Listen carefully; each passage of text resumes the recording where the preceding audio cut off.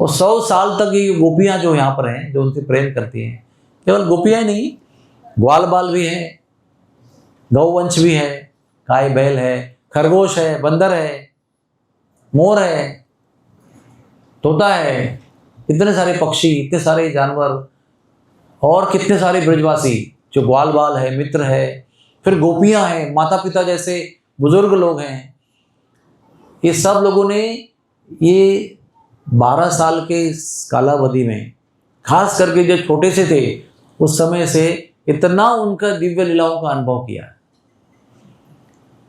ये लोग तड़पते थे इनकी याद में, और इनकी प्रतीक्षा की शक्ति इतनी जोरदार है कि हर रोज रोते थे, लेकिन सुबह एक नई आशा लेकर उठते थे कि आ जाएगा, क्योंकि बोल के गया था ना कि परसों आऊँगा। परसों मतलब कितना, बोली 48 आवर्स। जो बोल के गया था एक जगह नहीं, 3-4 लोगों को 3-4 जगह बोल के गया, 3-4 प्रसंगों में जाते जाते बोल के गया, परसों आऊँगा, परसों आऊँगा, शीघ्र अगस्त्य, बहुत जल्दी आ जाऊँगा, ऐसे बोल के गया। तो छोड़ने को भी तैयार नहीं थे गोपियाँ उनको। गोपियाँ सब सो गए रास्ता पर। बोलती आप हमें छोड़कर जा ही नहीं सकते, और आपको जाना ही है तो हमारी लाशों के ऊपर से आप जाएंगे, जब तक हम जिंदा हैं आप नहीं जा सकते। तो रथ के सामने सब सो गए ऐसे, पर रास्ता ही नहीं। तो भगवान ने क्या किया, तो उनको तो लीला करनी है ना सब, क्योंकि भक्ति में 2 विषय होते हैं, एक होता है भगवान से मिलना, और एक होता है भगवान का विरह, भगवान से दूर रहकर अनुभव करना और भगवान के साथ रहकर अनुभव करना। ये बहुत बड़े बड़े विषय हैं भक्ति के, समझने के लिए भी और अनुभव करने के लिए भी। तो उन्होंने उनको मिलन का अनुभव तो दिया 12 साल तक, लेकिन अभी वो उसकी हायर कक्षा में उनको जो उच्च आनंद देना था वो विरह में है। हमारे शास्त्र में लिखा है कि मिलन में जितना आनंद है उससे करोड़ों गुना आनंद जो है वो दूर रहने में और उसका अनुभव करने में। तो भगवान को वो अनुभव देना था उनको, तो वो जाना था उनको व्रत छोड़ के। तो फिर उन्होंने क्या किया ना, वज्राघात किया अपनी शक्ति से। जब ये गोपियों को रोक रही थी, अब हमारी जीव में आई है, वहाँ पर एक डायरमा बना के रखा है, उसमें गोपी है ना, गोपियाँ ऐसी थी कि कुछ लोग चक्र को पकड़ के खड़े थे, चक्र को आगे मुड़ने नहीं देंगे, ऐसे चक्र को पकड़ के रखा है। कुछ गोपियों ने वो है ना लगाम, वो लगाम को पकड़ के रखा है कि लगाम हम आपको देंगे नहीं आपके हाथ में। कुछ लोग पीछे से खींच रहे रथ को तो आगे नहीं जाए, कुछ लोग आगे खड़े हैं ऐसे, कुछ लोग लेट गए हैं, ऐसे अलग अलग प्रकार के गोपियों के भाव हैं। तो वज्राघात किया ना, तो सब वज्र के आघात से वो सब बेहोश हो गए। तो अक्रूर जी को कृष्ण बलराम ने बोला निकलो यहाँ से भी तुरंत, ये जगने के पहले निकलो। और ऐसा नहीं कि आराम से चलो, वो तेज चलो, इनका भरोसा नहीं, भाग के चलो। तो कितने जोर से गाड़ी चलाई होगी, रथ को चलाया होगा, लेकिन कुछ देर बाद में ये होश में आ गई। तो देखा तो कोई रथ वथ कुछ है ही नहीं। तो रथ के पहियों को देखा जाते हुए, उनका जो निशान देखा तो हवा की गति से भागी है ये, हवा की गति से ये बेहोश होकर गिर गए। रथ के पहियों का निशाना देखा उन्होंने, और ऐसे हवा की गति से भागे हैं, वो ऐसे भागे हैं कि रथ में बैठे हुए, रथ से जाने वाले भगवान को भी उन्होंने कुछ ही किलोमीटर में पकड़ा। आज भी आप जाओगे ना तो वो नंदगांव में एक गांव है वज्रवारी, उसको ब्रजवारी भी कहते हैं, बिजवारी भी कहते हैं लोकल लैंग्वेज में, लेकिन उसका असली नाम है वज्रवारी। जहाँ पर वज्र का आघात हुआ था, यहाँ पर गोपियाँ बेहोश हो गई थी। अभी वो पूरा सुनसान जंगल है वहाँ पर। और वहाँ से एक गांव है, उसका नाम है पलसों। सिंह और पलसों, शीघ्र का रूपांतर सिंह में हुआ है और पलसों का नाम पलसों, यानी वहाँ पर उन्होंने भगवान को रोका। तो रथ की गति कितनी, तो इनकी गति कितनी होगी, वो तो कितने पीछे थे उसके, और रथ तो पूरा फुल स्पीड में जा रहा है। फिर भी ये गोपियों का प्रेम इतना था कि वो इतने तेजी से भागे और उन्होंने वहाँ पर कृष्ण को पकड़ा और फिर रोक दिया, और वापस सो गए रास्ते में। तब जाकर गोपियों के साथ कृष्ण ने संवाद किया है, डिस्कशन किया है, और प्रेम का रहस्य की बातें समझाई है। बोले प्रेम ऐसा नहीं होता है, प्रेम में निष्ठा भी होती है। प्रेम में प्रियतम के द्वारा दिए गए शब्दों पर भी श्रद्धा होती है कि भाई ठीक है बोल रहा है तो मैं मानूंगी कि वो पालन करेगा। तो आपको ऐसा बचपना नहीं करना चाहिए। मैं अभी बोला आपको, मैं जाके आ रहा हूँ, बस थोड़ा सा कंस का धनुर्युद्ध देखूंगा, धनुर्यज्ञ, और आ जाऊंगा। मैं बता रहा हूँ आपको, शीघ्र अगस्त्य, परसों ही आ जाऊंगा। फिर रास्ता में वो मिला श्रीदामा भांडीर वन में, वो भी खड़ा था पेड़ के पास, बट के वृक्ष के पास, वो बहुत रो रहा था। तो कृष्ण कहते रो मत, आलिंगन दिया था, परसों आ जाऊंगा। फिर उसके आगे गए तो वो मिला, क्या नाम था उसका, बताओ, पूंछड़ी का लौठा बाबा, वो हनुमान जी का अवतार है। वो हनुमान जी ग्वाल बाल बनकर आए हैं, उन बहुत लंबी कथा है, अभी कभी आपको बताएंगे। तो वो पूंछड़ी का लौठा बाबा जो था, उसका टर्न था वो दिन, यानी हर रोज आते ना पिकनिक में गाय चराने के लिए, तो एक एक के घर से भोजन आता था, आज मेरे घर से, आज आपके घर से, ऐसे ऐसे आता था। उसको छाक कहते हैं, छाक। छाक यानी वो सुबह निकलते हैं कुछ लेके, कुछ खा के कुछ लेके, और जब दोपहर का समय आता है तो वो छाक नाम का जो वस्तु है नहीं, आफ्टरनून लंच, उसको छाक कहते हैं ब्रज में। तो वो छाक किसी के घर से आ रही है, तो ये छाक जो है इस दिन पूंछड़ी के लौटा बाबा के घर से आने वाली थी। तो ये देख रहे हैं रथ में बैठ के जा रहे थे, हम गौचारण रथ में थोड़ी बैठ के करते, तो रथ के बैठ के कहाँ जा रहे हैं, तो मैं मथुरा जा रहा हूँ। अरे तो हमारे घर में आज का छाक का अरेंजमेंट है, तो हमारा छाक कौन खाएगा, बोले परसों आऊँगा, डोंट वरी परसों आऊँगा। तो वो क्या बोलता है, श्रीदामा मुनि वही बोला कि तुम बोल रहे हो ना परसों आओगे, मैं इधर ही खड़ा रहूँगा, पेड़ के पास ही खड़ा रहूँगा, जब तक तुम नहीं आओगे तब तक मैं यही खड़ा रहूँगा, ना खाऊंगा, ना पीऊँगा, ना सोऊंगा, ना कुछ भी करूँगा। तो वो भी ऐसे ही बोलता है, तुम परसों की बात कर रहे हो, मैं इधर ही बैठूंगा।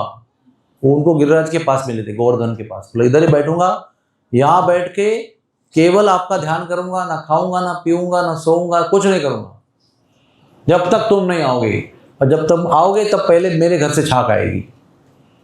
ऐसे ऐसे वादा करके चले गए वो। फिर गोपियों को भी उन्होंने समझाया, फिर गोपियाँ से बहुत दुखी होकर बाजू में हो गई, फिर रथ चला गया। उसके बाद में जहाँ तक मेरा गणित है, 115 साल तक लौट के नहीं आए। 48 आवर्स तो भूल जाओ। और गोपियों का प्रेम भी ऐसा था, वो रोज रात भर छाती पीट कर रोती थी, और सुबह उठकर फिर नए सिरे से तैयारी करती थी कि आ जाएगा। ये सब मैं क्यों बता रहा हूँ, आपको समझ में आएगा कुरुक्षेत्र में क्या हुआ, इसलिए मैं बता रहा हूँ। जब तक आपको पूरी पार्श्वभूमि, बैकग्राउंड नहीं पता चलता है, तब तक आपको कथा का सार नहीं समझेगा। तो ये रोज सुबह उठकर नई आशा लेकर, नई उमंग लेकर कि आ जाएंगे, कल नहीं आए ना, नहीं आ जाएंगे। तो फूलों की माला, फूल बिनना, वो माला बनाना, डिज़ाइन करना, पूरा कहाँ मिलेंगे, कहाँ लीला करेंगे, कौन सी जगह पर क्या बनाएंगे, क्या खिलाएंगे, क्या पिलाएंगे, कहाँ सुलाएंगे, ये सारा प्लानिंग करते थे, पूरा दिन भर योजना करते थे। फिर रात को सूर्यास्त होने के बाद, अंधेरा होने के बाद फिर नहीं आते थे, तो सारी मालाएं सब तोड़ देते थे, सब पूरा छिन्न विच्छिन्न करके छाती पीट कर रात भर रोते थे। और फिर सुबह उठकर फिर नई मूंग लेकर फिर तैयारी करते थे। एक दिन, एक हफ्ता, एक महीना, 6 महीने, 1 साल हैं।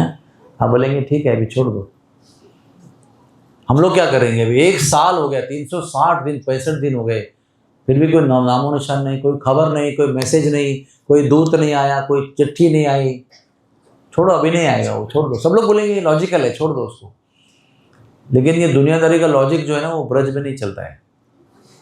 115 साल के ऊपर हो गए, फिर भी नहीं आए, फिर भी वही उनको आशा है कि आएगा, आ जाएगा। लेकिन विरह के अग्नि में जो है ना, उनकी जो सहन शक्ति है, वो अभी उसकी परीक्षा हो रही है, एकदम चरम सीमा पर पहुंच गई है।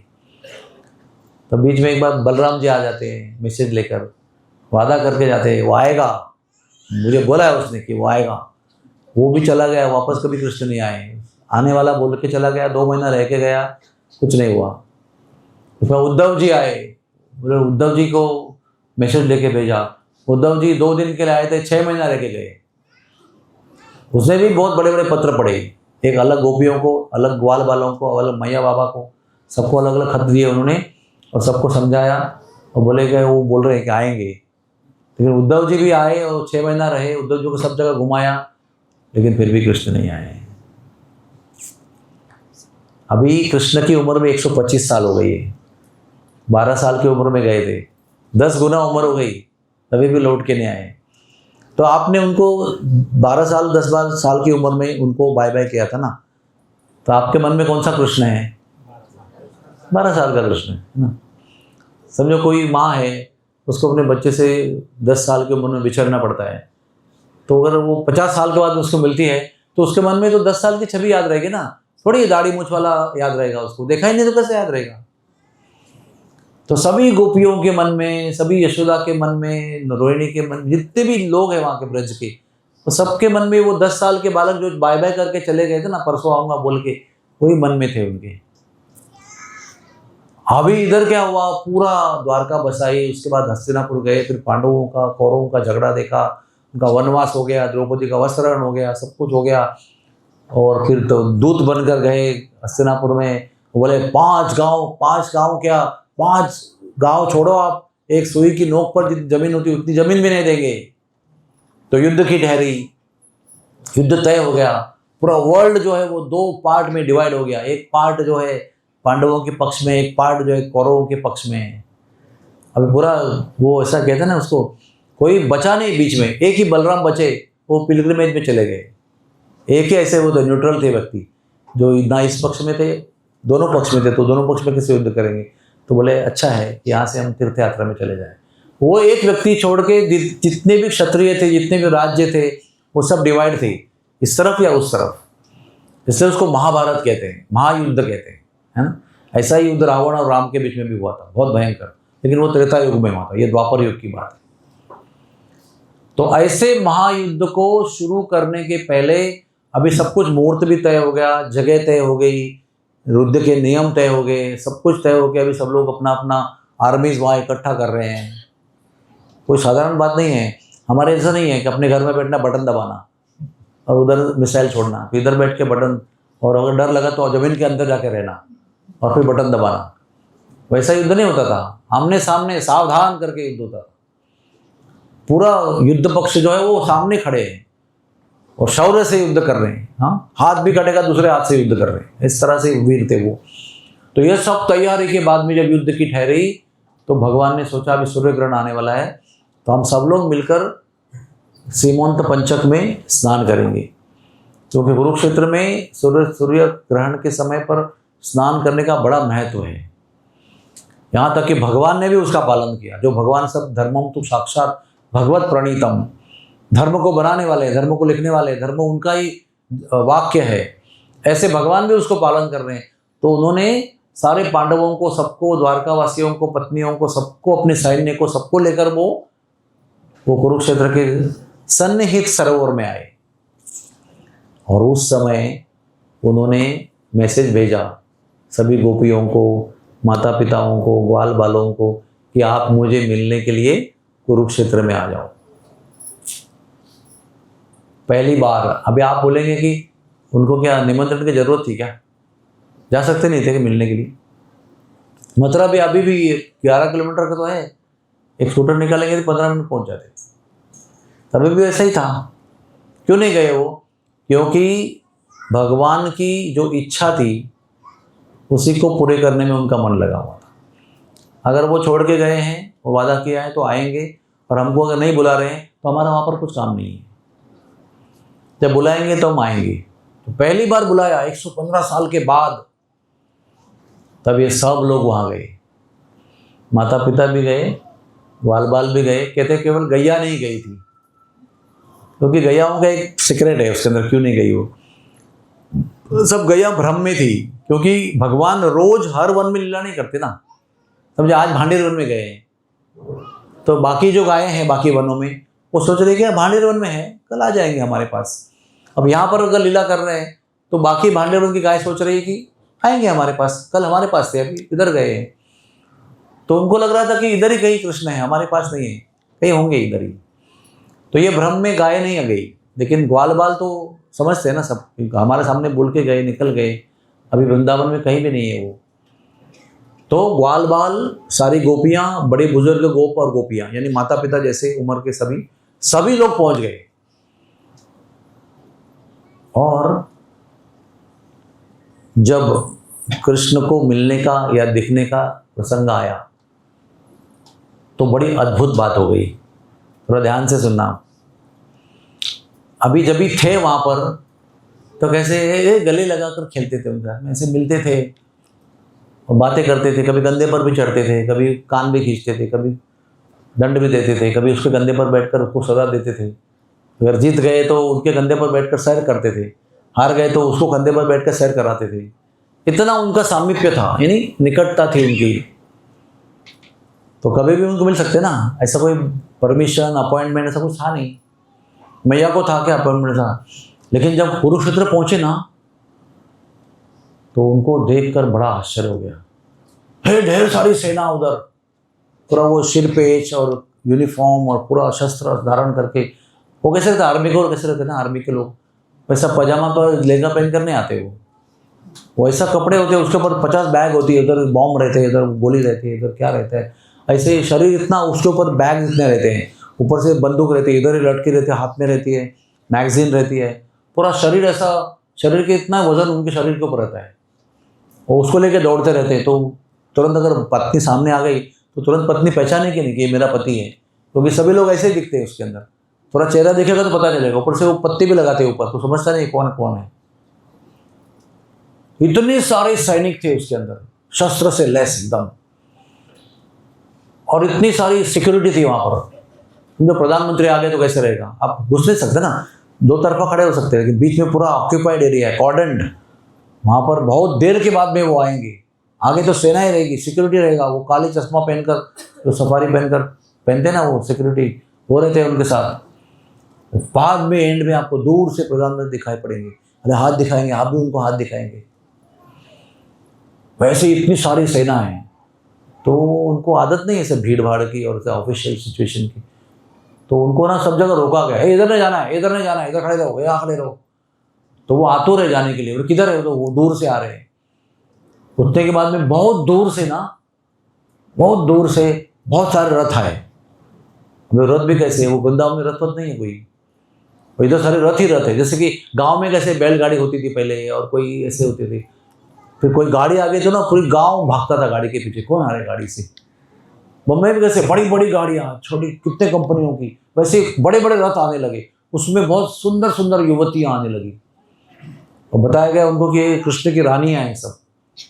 एक रुक्मिणी आई, फिर सत्यभामा आई, जाम्बवती आई, और अकेले थोड़े आती है रानियां, तो दासियां उनके साथ में, वो सज धज के हैं, एक एक रथ में सैकड़ों दासियां हैं, बीच में वो रानी बैठी हुई है, तो उसका रथ है, वो जा रहा है, फिर ये आया, फिर वो आया, ऐसे करके हजारों रानियों का रथ है, एक नहीं है, हजारों, 16,108 है ना वो। उसके बाद बलराम जी आए, उसके बाद सुभद्रा जी आई, और लास्ट में कृष्ण का रथ आया। तो आप क्या देख रहे हो, आप वो 10 साल का बालक ढूंढ रहे हो उसके अंदर।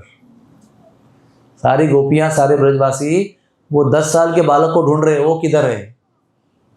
लेकिन जो दिखते हैं उनको, वैसा पूरा मुकुट पहने हुए, वैदुर्यमणि का मुकुट पहने हुए, वैजयंती माला पहने हुए, पूरा शस्त्र अस्त्र में, यानी ऑफिशियल एटमॉस्फेयर है, पूरा राज वस्त्र पहने हुए, राज अलंकार, उसके आगे राजदंड है, पूरा ब्यूगल बज रहा है, शंख बज रहे हैं, पूरा सा ऑफिशियल एटमॉस्फेयर है। और उसके बाद में निकलते हैं कृष्ण रथ में बैठकर। तो वो कृष्ण नहीं थे, वो 10 साल वाले, तो डिफरेंट कृष्ण। अब युवा अवस्था में है वो, युवा मतलब तभी तो उम्र बहुत सैकड़ों साल हुआ करती थी। तो अर्जुन भी 75 ईयर्स के थे, लेकिन वो युवा अवस्था में थे।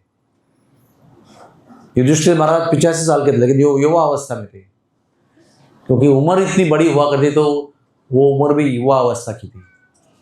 कहते विष्णुदेव जो थे वो कुछ 250-300 साल के थे, वो वृद्ध माने जाते थे, लेकिन ये तो पूरी युवा अवस्था में थे। तो भी युवा अवस्था में जो कृष्ण है वो 10 साल की ग्वाल बाल की तरह दिखाई नहीं पड़ रहे हैं। तो पहला उनको हृदय को धक्का लगा वो, कि जिसको मिलने आए वो तो पूरा बदल गया है। और चलो बदल गया ठीक है, लेकिन गले में वनमाला भी नहीं है, माथे पर मोर पंख नहीं है, हाथ में मुरली नहीं है, पूरा ऑफिशियल एटमॉस्फेयर है, पूरा बोलते ना वो ऐसे, यहाँ पर एक ऐसा पहना रहता है ऐसे, इधर फिर इधर कुछ पहना रहता है। क्षत्रिय का देखा ना कभी नाटक में रोल किया हो, तो इधर कुछ ऐसा पहनाते हैं, फिर इधर पहनाते हैं, फिर ऐसे बांधते हैं उसको, इधर बांधते हैं, फिर इधर ऐसे, यहाँ से कैसे होता है, यहाँ से ऐसे होता है, ऐसे ऊपर एक ऊपर एक क्या कहते हैं उसको, शिखर जैसे होता है, इधर एक ऐसे इधर। हमने कभी बार नाटक में काम किया ना, तो थोड़ा ऐसा पहना हुआ है। ये सब देखकर गोपियां पहले से ही व्याकुल हो गई कि जिस कृष्ण को हम मिलने आए वो कृष्ण ये नहीं। लेकिन फिर भी पता तो चल रहा है कि ये हमारे कृष्ण हैं। बहुत आतुरता हो रही है, जैसे देखेंगे तब तक शांत है, लेकिन देखेंगे तो बहुत ज़्यादा आतुरता उत्पन्न हो गई। लेकिन वो ना उनको सिक्योरिटी उनको आगे जाने देती नहीं। उल्टे ये लोग गांव के लोग हैं ना, गांव के वस्त्र पहन के आए हैं, तो बोल रहे हैं गांव के लोग दूर रहो, तुमको क्या पता है शहर के नियम क्या होते हैं, दूर रहो यहाँ से। वो एक तो मन में इतनी उत्कंठा, इतनी आतुरता, ऊपर से रोका जा रहा है, ऊपर से वो डिफरेंट दिखाई पड़ रहे हैं, कुछ वो दूर है, मिल नहीं पा रहे हैं, और मिलने की संभावना भी बहुत कम है। तो पता है ना कैसे हो रहा है कश्मकश। सोचे थे कि आएंगे और मिलेंगे, उनको मिलने को बुलाया तो क्या ऐसे सीधे जाके मिल सकते हैं, लेकिन देखा तो ये डिफरेंट माहौल है पूरा। अभी मैं बहुत ज़्यादा इसका वर्णन नहीं करूँगा क्योंकि बहुत ही उत्कट वर्णन है इसका पूरा। कैसे कैसे एक एक गोपियों का हृदय टूटते गया, कैसे कैसे उनका 115 साल तक पकड़ के रखा हुआ संयम जो है वो टूटते गया, है ना।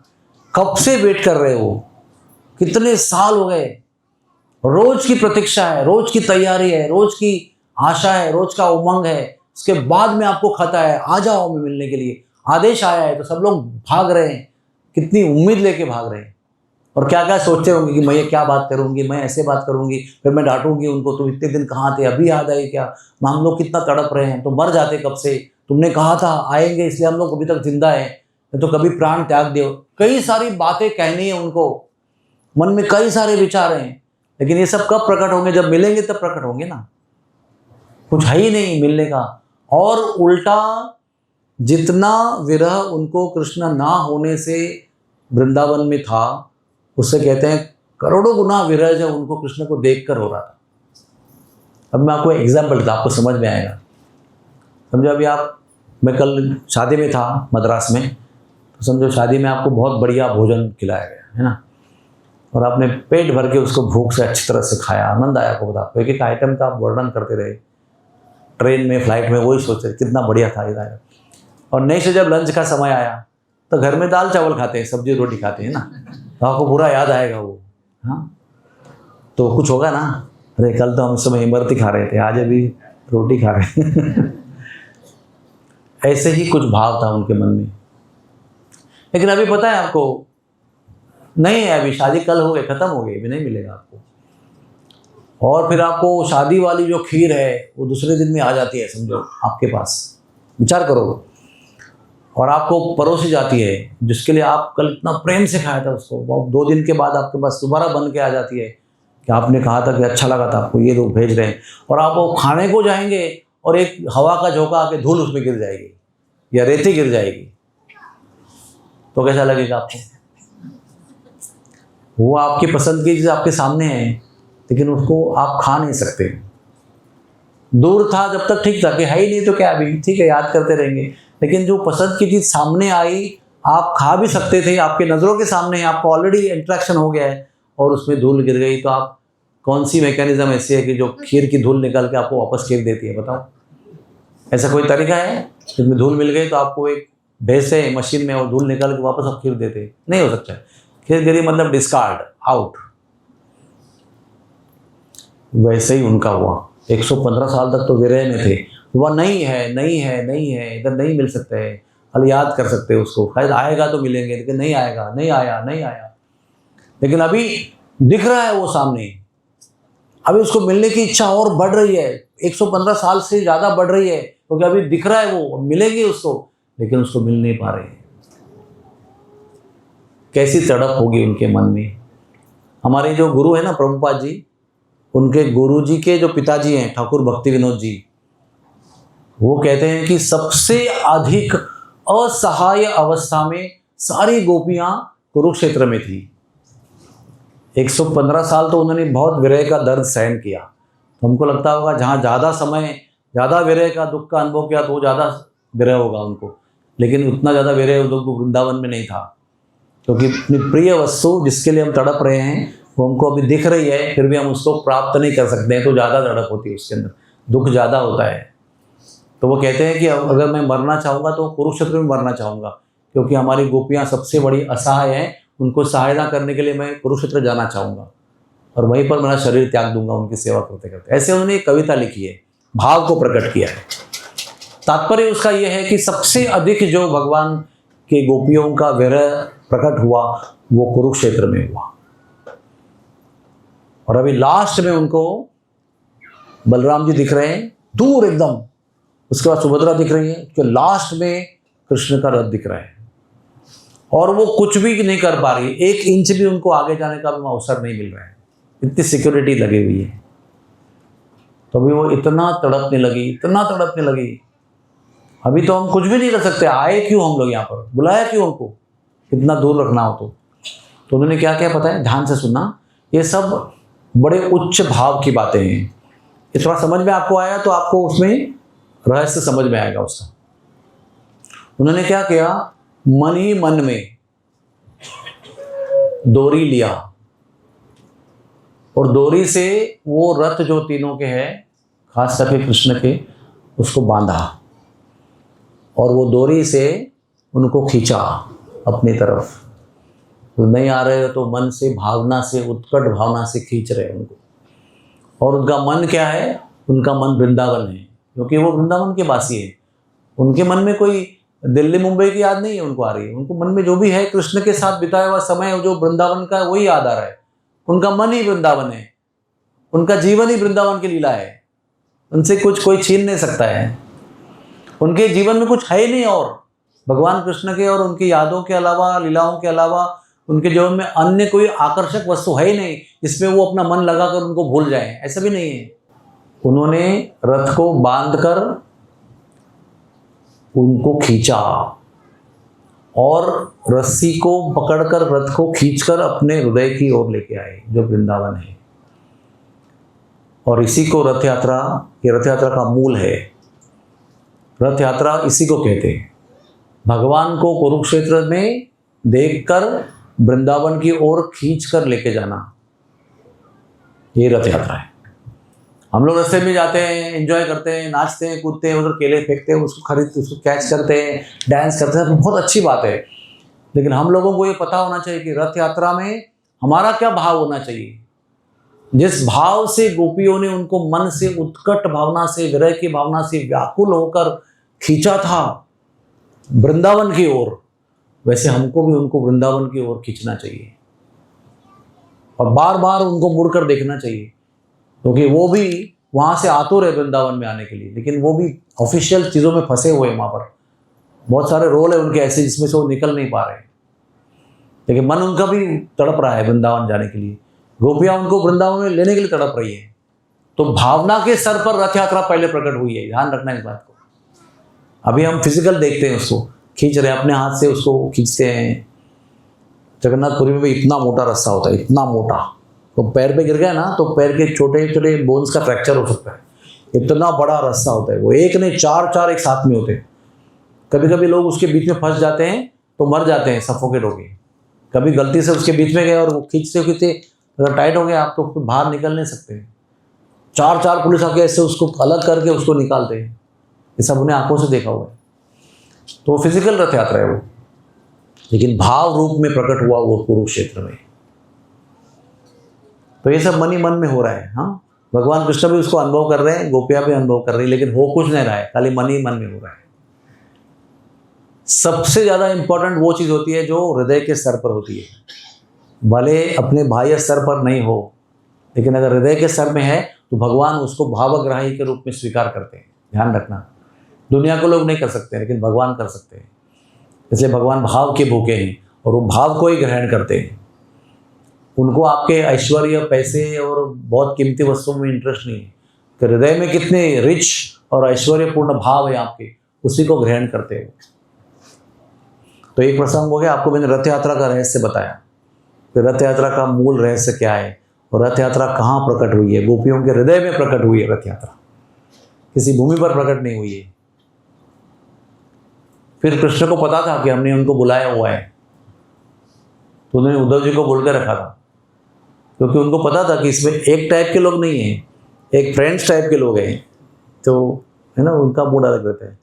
एक माता पिता के टाइप के लोग हैं और एक गर्ल फ्रेंड्स हैं, गोपियाँ हैं, ये 3 टाइप के लोग हैं ना। तो उद्धव जी आप एक काम करना, उनको सबको मुझे अलग अलग रूप में मिलाना, क्योंकि जैसा मैं गोपियों के साथ रिएक्ट करूंगा वैसे माता पिता के साथ रिएक्ट नहीं कर पाऊंगा, तो जैसे माता पिता के साथ मैं आदान प्रदान करूंगा वैसे मेरे सखाओं के साथ में नहीं कर पाऊंगा। तो ये सब मिक्सचर होगा तो फिर रसाभास हो जाएगा, फिर तीनों को ही आनंद नहीं मिलेगा। तो बेस्ट ये है कि आप ये 3 ग्रुप बनाना उनके, जो ग्वाल बाल है इधर आ जाओ, चैम्बर नंबर 1 उनका हो गया, तो ग्वाल बाल होने के बाद में चैम्बर नंबर 2 माता पिता नंद बाबा वो सब लगाना उधर, और लास्ट वाले चैम्बर में फिर गोपियों को मिलाना। तो उन्होंने ये सब जो हो गया सब कुछ, उसके बाद में भगवान ने सरोवर में स्नान किया, पूजन किया, ऋषि मुनियों ने मंत्रोच्चारण किया, वो सब हो गया। तो वो सब जो ऑफिशियल एटमॉस्फेयर था ना, जैसे मोदी जी का होता है ना, विजिट हो गई, आरती हो गई, पूजा हो गई, फिर वो फ्री हो गए, फिर वो चले जाते हैं। तो ये समारोह हो गया, तो फिर वो उनको मिलने के लिए चले गए। उद्धव जी ने पूरा सेटिंग बना के रखा था पूरा, भगवान सखाओं से मिले, उनके साथ प्रेम का आदान प्रदान हुआ, उन्होंने उनको गले लगाया, लेकिन उनको ना वो गले लगाने में वो आनंद नहीं आया जैसे 10 साल के ग्वाल बाल को लगाने में आता था।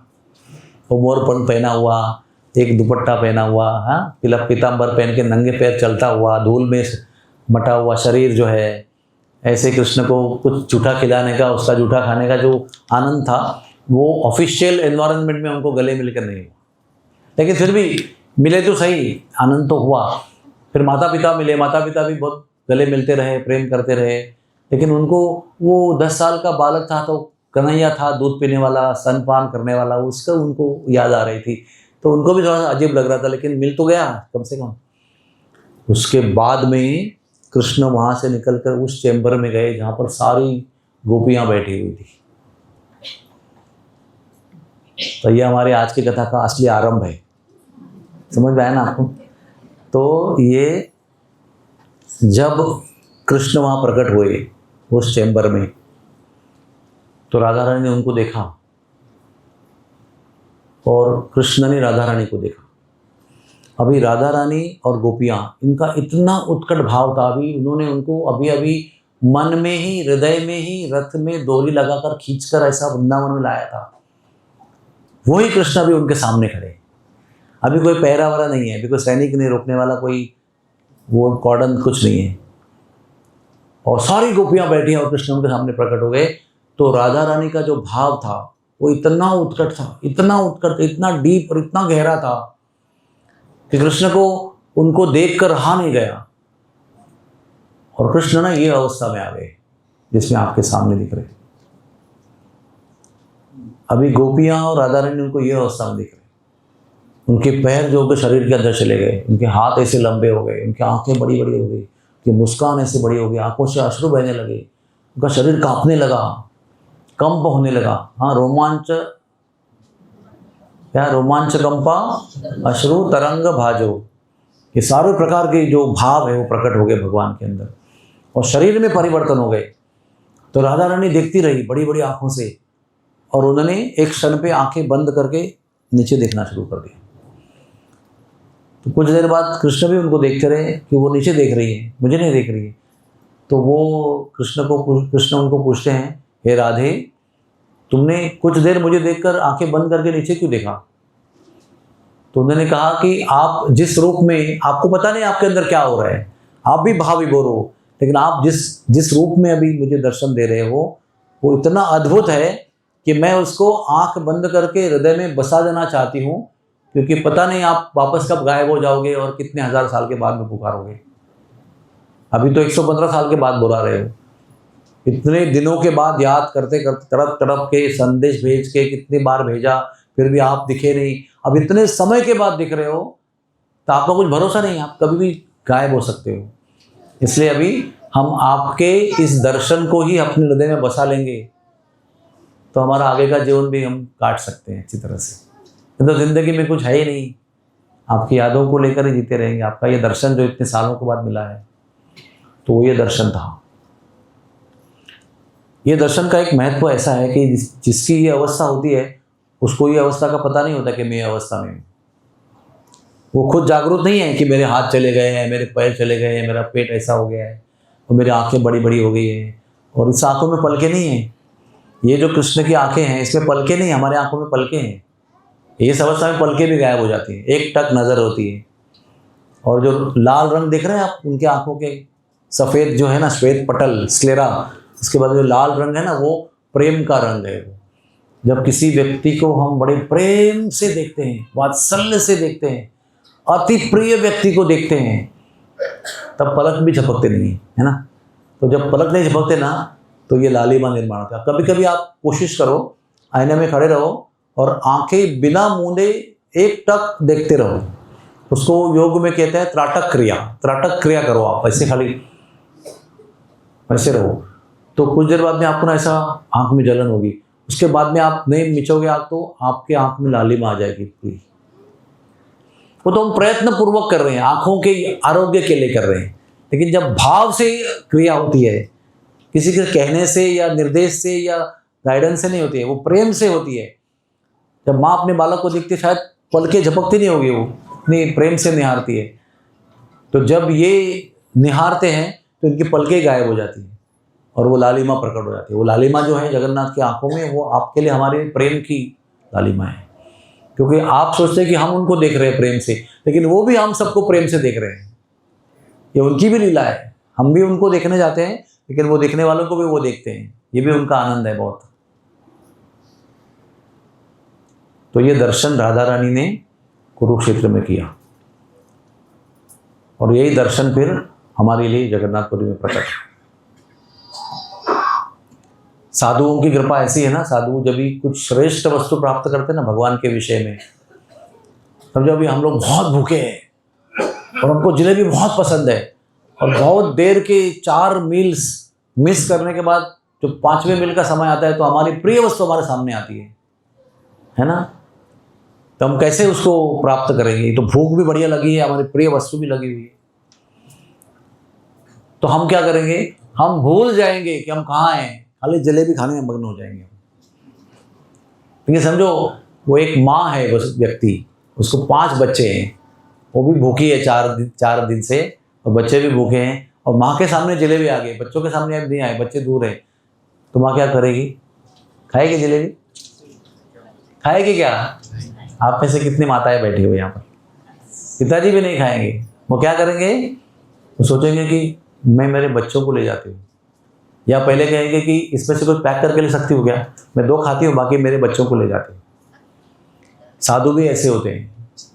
जब उनको भगवान के विषय में कुछ श्रेष्ठ वस्तु प्राप्त होती है, जैसे कि ये दर्शन, तो नारद मुनि को दर्शन प्राप्त हुआ, वो भी लंबी कथा है, 5 में से एक कथा हुआ है।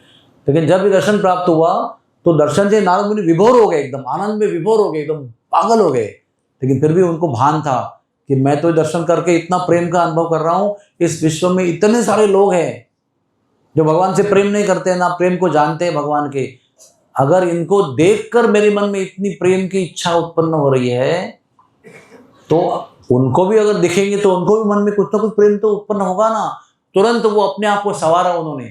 अभी तो वो आनंद ले रहे हैं, लेकिन वो अपने आप को आनंद लेते हुए संवारा उन्होंने, संभाला, और भगवान से बोला, भगवान एक मिनट, मैं आपसे एक वरदान चाहता हूँ। बोले क्या वरदान चाहते हो? बोले वादा करो आप कि इसी रूप में आप मटेरियल वर्ल्ड में आओगे और दर्शन दोगे, और जैसे मुझे अभी आपको इस रूप में देखकर इतना प्रेम का, पहले से प्रेम है, लेकिन आज जो प्रेम का अनुभव हो रहा है वो पहले से बहुत अनोखा है, अद्भुत है। तो पहले कभी अनुभव नहीं हुआ था, वो आज मुझे हो रहा है।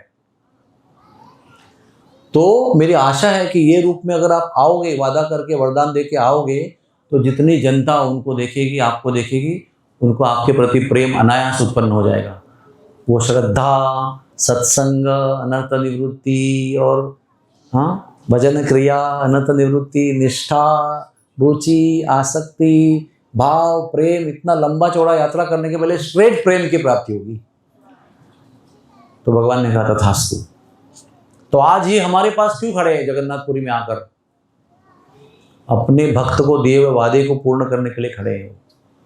उन्होंने तो देख लिया, उनको प्रेम का अनुभव कर लिया उन्होंने, लेकिन वो हम सबको वो प्रेम का अनुभव चखाना चाहते हैं, दिखाना चाहते हैं, देना चाहते हैं। तो संत लोगों की कृपा से जगन्नाथ जी यहाँ पर है। अगर नारद मुनि वहाँ देखा होता, धन्यवाद करते, प्रणाम करते, भगवान बहुत धन्यवाद, आपका दर्शन इतना अद्भुत था, क्या कहूँ, क्या वर्णन करूँ, मैं शब्दों में वर्णन नहीं कर सकता। तो भगवान वहीं पर बाय बाय करके चले जाते। लेकिन वो प्रसंग जो है आज भी कंटिन्यू है। हाँ, इसलिए ये जगन्नाथपुरी में खड़े हैं। जब पुंडलिक को भगवान विट्ठल ने दर्शन दिया ना, वैसे खड़े थे, माता पिता की सेवा करके जब खड़े हो गए, टर्न हो गए, तो पुंडलिक ने देखा भगवान अरे कितने देर से खड़े हैं, प्रतीक्षा में खड़े हैं भगवान। तो उनको इतना आनंद आया उसको देखकर कि भगवान भी कितने अद्भुत व्यक्ति है कि मुझ जैसे तुच्छ व्यक्ति के लिए कमर में हाथ रख के कब से खड़े हैं। तो वो कहते हैं भगवान अभी रात के समय मेरे माता पिता भी सोए हुए हैं, पूरे पंढरपुर में लोग सोए हुए हैं, कोई जगह ही नहीं, मैं अकेला जगह हूँ और मैं आपका ये अद्भुत स्वरूप का दर्शन कर रहा हूँ। भगवान मेरा आपको एक विनती है कि आप इसी रूप में ऐसे ही यहीं खड़े रहो और आने वाले हजारों हजारों लाखों साल तक जितने करोड़ों और अब्जों लोग आएंगे उन सबको दर्शन दो, ताकि लोगों को पता चले कि आप कैसे अपने भक्त के लिए प्रतीक्षा भी कर सकते हैं। मैंने पत्थर फेंका, उस पर भी खड़े हो गए आप, कमर में हाथ रखे वेट कर रहे हैं कब मेरा भक्त दर्शन देगा मुझे। हम लोग तड़पते हैं कि कब दर्शन भगवान देंगे, यहाँ पर भगवान खड़े कब मेरा भक्त मुझे मुड़कर देखेगा। ये आपका जो स्वरूप है अभी केवल मैं अकेला देख रहा हूँ, लेकिन मेरी इच्छा है कि ये सबको दर्शन मिलना चाहिए, मैं अकेले क्यों इसको प्राप्त करूँ। वो अगर पुंडलिक ने ऐसा नहीं कहा होता तो विट्ठल जी वहाँ पर खड़े नहीं होते। हाँ, पुंडलिक को देखने आए, मिल के चले जाते, लेकिन उन्होंने बोला तो इसलिए वो वहीं खड़े हैं। इसलिए पांडुरंग की जो मूर्ति है ना, उसकी प्रतिष्ठापना नहीं हुई है, तो वो साक्षात भगवान आए थे, वो मूर्ति रूप में खड़े हो गए उधर, तो प्रतिष्ठापना कैसे, साक्षात भगवान ही है वो। उसके पहले की लीला क्या है पता है आपको? वो पुंडलिक कौन थे? मुचुकुंद थे, और देवताओं के साथ युद्ध करके जीत गए। देवताओं के लिए, राक्षसों के युद्ध में वो देवताओं के पक्ष में युद्ध करते करते जीत गए, तो युद्ध समाप्त हो गया। तो देवता लोग खुश हो गए, तो बोले क्या वरदान चाहते हो। तो जब आदमी थका होता है ना, तो बोलता है कि मुझे सोना है। बेचारा कितना थका होगा, सोचो आप। देवता लोग जब वरदान मांगने को बोल रहे हैं, आपको बहुत कुछ मांग सकते हो आप, लेकिन बेचारा आदमी इतना थका रहेगा तो नींद को ही बोलेगा। बोला मुझे सोना है। बोले ठीक है तथास्तु। बोला भगवान एक और वरदान चाहिए मुझे। देवता लोग को बोल रहे हैं, हाँ देवता लोग वरदान देने खड़े हैं। तो क्या बोल रहे हैं बताएं कि जब मैं सोऊंगा ना, तो कोई मुझे डिस्टर्ब करेगा और मैंने आँख खोलूंगा मैं, तो मेरे आँख खोलने से वो जल के भस्म होना चाहिए। मतलब क्या? No disturbance. कोई भी डिस्टर्बेंस करने को आया तो मैं आँखें खोल के जग गया और देखा मेरे आँख से अग्नि निकल के वो जल के भस्म होना चाहिए। और कितना थका रहेगा आदमी, सोचो आप, कितना सोच रहा है कि मुझे आना ही नहीं चाहिए, तो यहाँ पर इतना मुझे सोना है, बस डोंट डिस्टर्ब मी। तो अभी उसको अगर जगाना है तो किसकी हिम्मत है बताओ? आपको कितना भी प्रेम रहेगा उसके। अरे बेचारा कब से सोया हुआ है, सत्ययुग में सोया, अभी तक सोया है, तो द्वापर युग आ गया, त्रेता युग भी खत्म हो गया। अरे बेचारा सोते रहेगा तो युग भी बदली हो जाएगा, वापस सत्ययुग आएगा, फिर भी सोता रहेगा, क्योंकि वरदान ऐसे लिया है, कोई हिम्मत नहीं करेगा। तभी कोई नहीं कर सकता है, वो कौन करता है? भगवान करते हैं। देखिए मेरा भक्त वहाँ पड़ा हुआ है, मुझे बचाना है उसको। तो काल यावन के साथ युद्ध करते करते, युद्ध नहीं किया भगवान ने, वो उसको मुंह दिखा के भाग गए।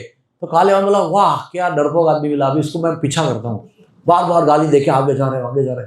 भगवान जानबूझ के वहीं चले गए जिस गुफा में ये सो रहा है, और अपना पीताम्बर उतारा उसके ऊपर डाल दिया जैसे कि ओढ़ के सो रहा है, और अंदर जाके गुफा में छुप गए।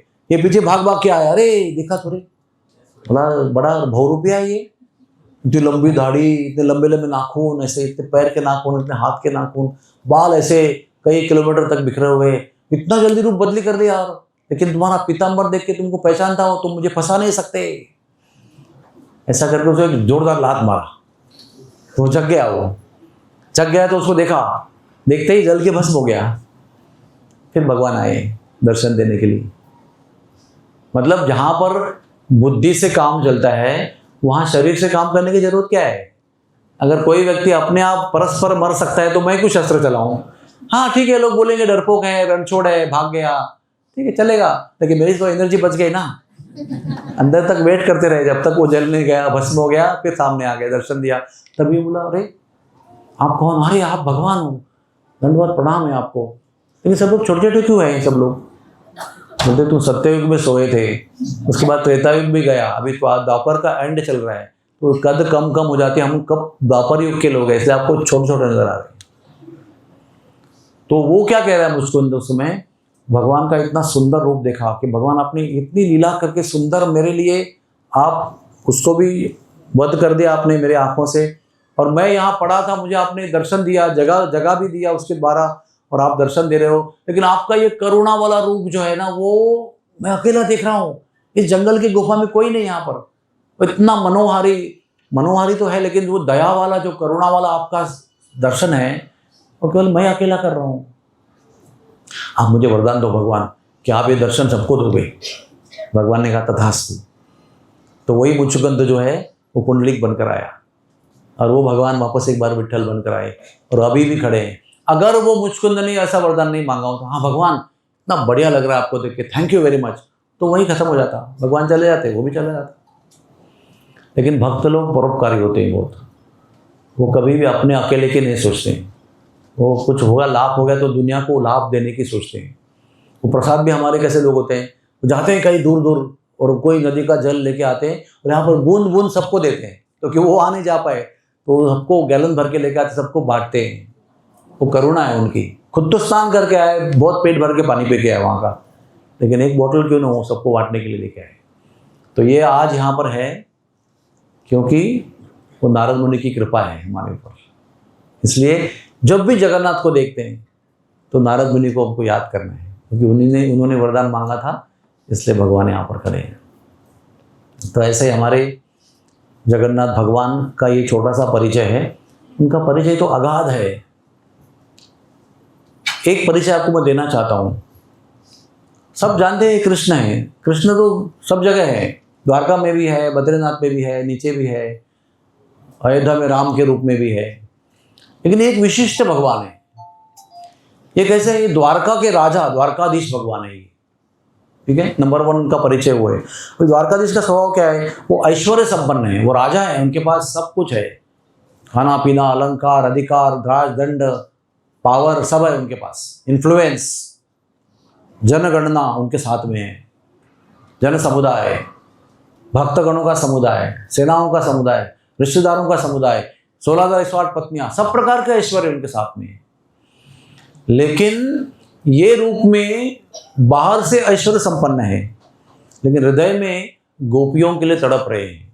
ये मत समझना खाली गोपियां तड़प रही थी वहां पर। और रानियों से पूछो कृष्ण के, उनके पास बहुत सारे एक्सपीरियंस है। ये खाना खाते खाते रोने लगते हैं, तो रानी पूछती है क्या हो गया? तो बोलते कुछ नहीं, कुछ नमक हुआ, कुछ मच्छी वच्छी कुछ कम हो गया, आपको पसंद का आइटम नहीं मिला, और या अच्छा नहीं लगा, या कुछ क्या हो गया बताओ, आप रो क्यों रहे? मैं बैठ के हवा दे रही हूँ, खिला रही हूँ, फिर भी आप रो रहे हो। बोले आपके खाने में कोई प्रॉब्लम नहीं, आपका खाना परफेक्ट है।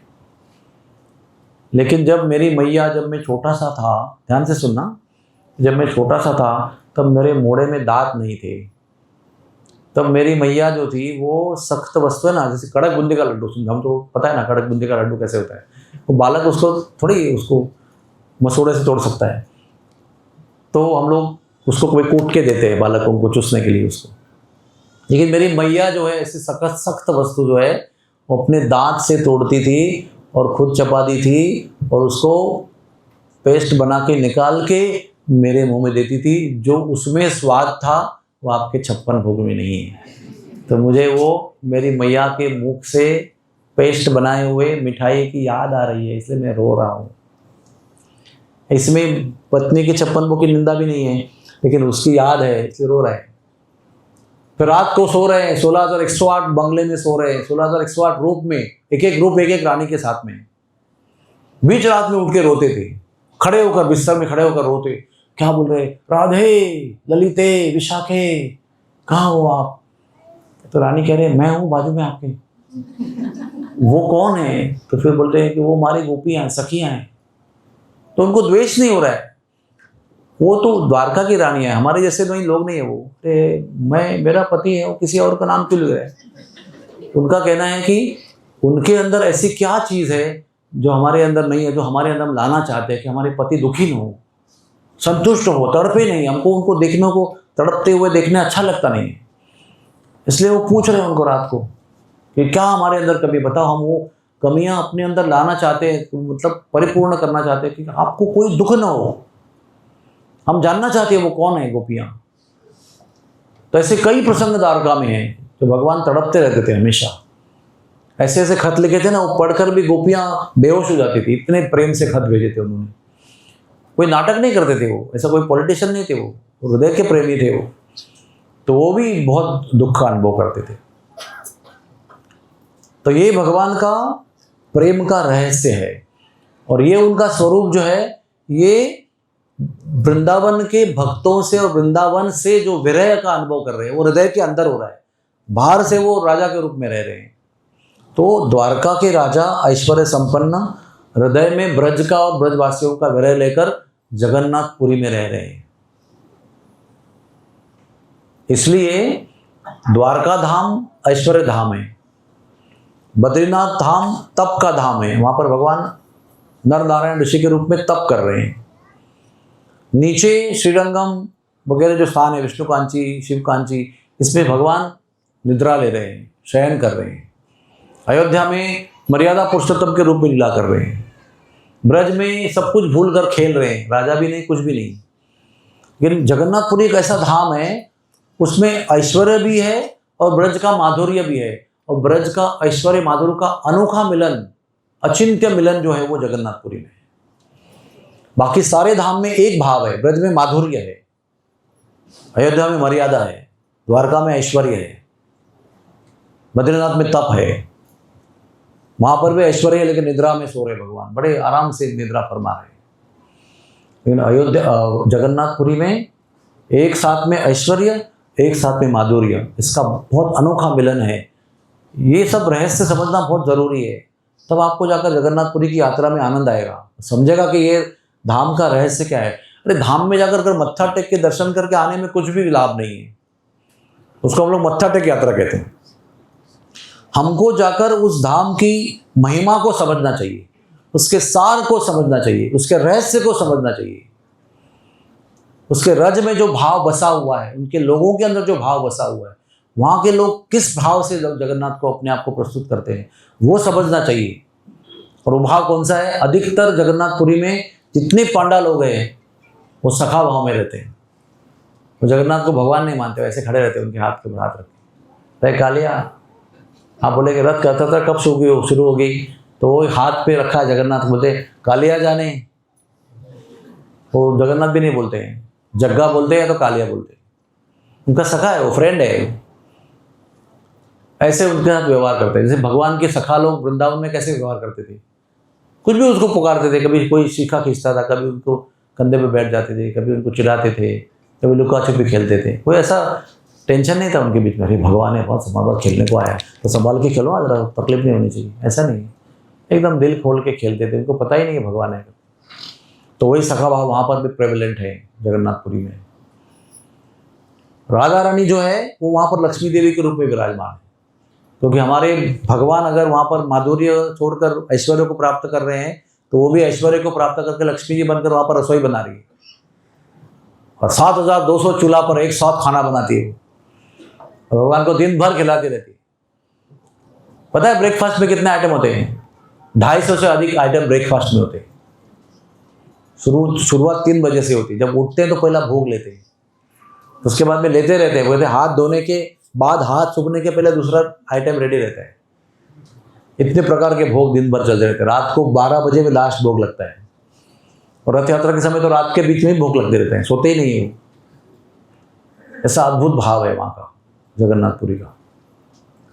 उसके बीच में रथ यात्रा है, उसके बीच में गुंडीचा मार्जन है, उसके बीच में बौड़ा यात्रा है, उसके बीच में हेरा पंचमी है। इसमें हर एक के भाव अलग अलग है। वहाँ पर रहते हैं ना गुंडीचा में, वो भी वृंदावन का भाव है, गुप्त वृंदावन कहते हैं उसको। इसको ऐश्वर्य भाव कहते हैं, उसको गुप्त वृंदावन कहते हैं। साल में 9 दिन जाके वृंदावन के भाव का, गोपियों का अनुभव लेते हैं माता जी को मिलने के बहाने, क्योंकि माता जी का नाम गुंडीचा है। तो गुंडीचा के महल में जाकर उनको वादा पूरा करने के लिए रहते हैं, लेकिन वहाँ पर गुप्त रूप में गोपियों के वृंदावन के सेवा का लाभ लेते हैं।